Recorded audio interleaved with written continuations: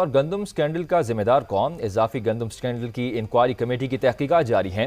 گندم بحران پر وزیر اعظم شہباز شریف آج نواز شریف سے ملاقات کریں گے۔ شہباز شریف کی جانب سے رپورٹ پیش کیے جانے کا امکان ہے۔ اضافی گندم سکینڈل کی تحقیقاتی کمیٹی کا اجلاس ہوا۔ کمیٹی نے گندم منگوانے کے اعداد و شمار اور دستاویزات کی تصدیق کا جائزہ لیا۔ کمیٹی نے گزشتہ روز کسی بھی شخص کو تفتیش کے لیے بلایا، نہ ہی وزیر اعظم شہباز شریف سے ملاقات کی۔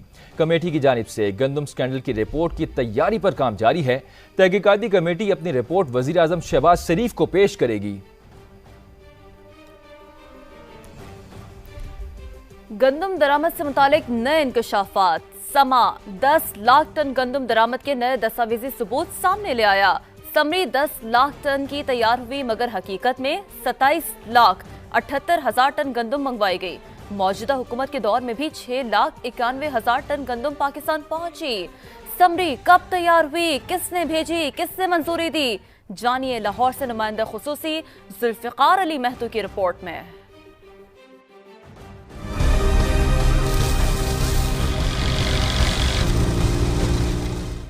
گندم اسکینڈل، نئے انکشافات، سما سنسنی خیز ثبوت سامنے لے آیا۔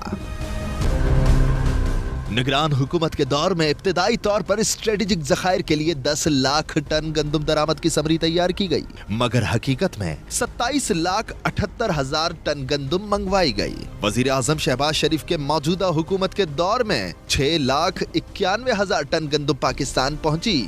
درآمد کی گئی گندم پر 1,03,11,00,000 ڈالر خرچ ہوئے۔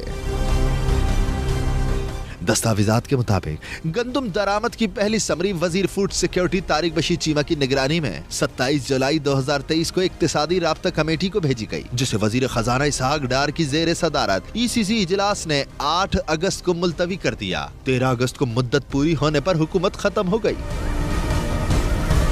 1 ستمبر 2023 کو انوار الحق کاکڑ نے بطور وزیر فوڈ سیکیورٹی سمری نگران حکومت کو بھیجی، جبکہ انوار الحق کاکڑ اس وقت خود نگران وزیر اعظم تھے۔ نگران وزیر اعظم کے دفتر سے 4 ستمبر کو جاری خط کے تحت وزارت فوڈ سیکیورٹی کو بعض تبدیلیوں کے ساتھ سمری دوبارہ ECC کو بھیجنے کی ہدایت کی گئی۔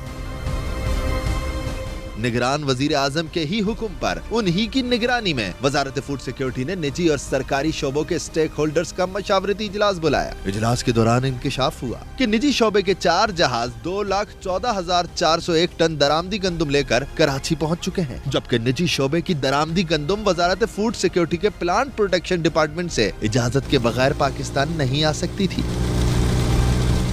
اجلاس میں نجی شعبے کی کمپنیوں نے مزید 13,40,000 ٹن گندم درآمد کرنے کی مشروط پیشکش کی۔ گندم درآمد کی سمری پر گوہر اعجاز کی زیر نگرانی وزارت تجارت نے بیک وقت G2G اور اوپن ٹینڈرنگ کے علاوہ حکومت سے باقاعدہ منظوری کی شرائط کے ساتھ 10 لاکھ ٹن گندم درآمد کرنے کی حمایت کی۔ ڈاکٹر شمشاد اختر کی وزارت خزانہ نے ٹریڈنگ کارپوریشن کے ذریعے سرکاری طور پر گندم درآمد کرنے کی مخالفت کی۔ وزارت خزانہ نے تجویز دی کہ گندم پر جاری کسٹمز ڈیوٹی اور سیل ٹیکس کی چھوٹ کے باعث نجی شعبے کے ذریعے گندم درآمد کا کام زیادہ بہتر ہوگا۔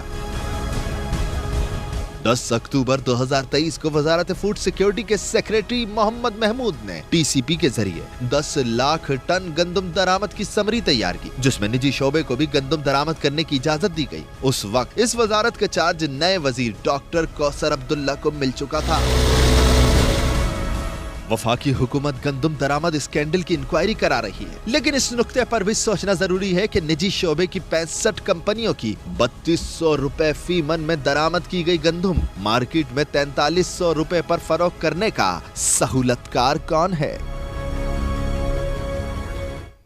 پنجاب اور سندھ کی نگران حکومتوں نے وفاق سے نجی شعبے کے ذریعے گندم درآمد کی مخالفت کی تھی۔ نئی دستاویزات منظر پر آ گئیں۔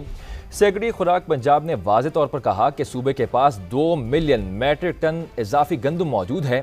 25 مارچ کو سیکرٹری خوراک پنجاب نے وفاق کو خط لکھا، کہا پنجاب میں گندم کی کل پیداوار 22 سے 24 ملین میٹرک ٹن متوقع ہے۔ درآمد سے سندھ میں گندم کا ریٹ 4600 سے 4400 فی من آ گیا۔